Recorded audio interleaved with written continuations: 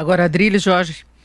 Olha, existe um princípio chamado consequencialismo, que é adotado pelo Ronald Dworkin, da qual o juiz Barroso faz parte, é o principal expoente aqui no Brasil. O consequencialismo acha que o judiciário tem que interferir, sim, de maneira incisiva e progressiva, nas leis e nas ações das pessoas, para alterar o sistema sociopolítico-cultural da nação. Isso é uma base de um tipo de pseudo-progressismo que tem no seu bojo um tipo de autoritarismo.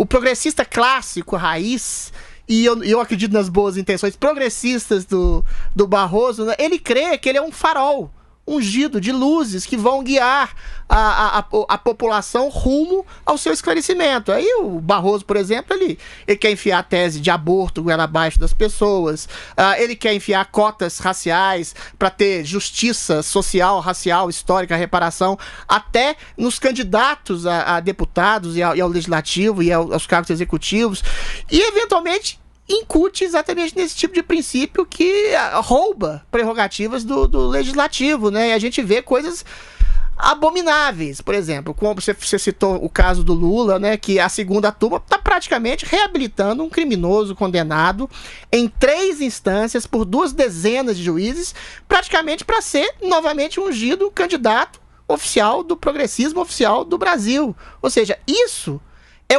o Supremo Tribunal Federal usando de prerrogativas e regras da democracia para solapar a própria democracia de maneira, enfim, completamente autocrática, né? Existe uma inversão. Você pode usar elementos da democracia, como usou, por exemplo, o Chávez na Venezuela, com a série de plebiscitos falseados, né?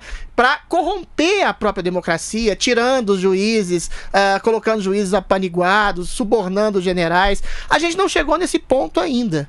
Mas as decisões monocráticas estão feitas a sorrelfa da população, como as do Alexandre de Moraes, criando esse estapafúrdio inquérito de fake news, prendendo e calando vozes dissonantes a reboque de um inquérito que é ilegal, que é imoral, baseado numa premissa de fake news, que é um crime não tipificado na Constituição, e que você vai lá e simplesmente porque uma pessoa não desafora, mas critica de maneira acerba o Supremo, ou faz conjecturas e análises políticas mais incisivas sobre o papel do judiciário, são caladas. O sujeito que lança rojões à frente do Supremo é visto como um crime de segurança nacional, que é tipificado como um crime de terrorismo. Ou seja, é um conjunto de fatores estruturais que estão transformando o Supremo Tribunal Federal numa espécie de Supremo Tribunal Inquisitorial.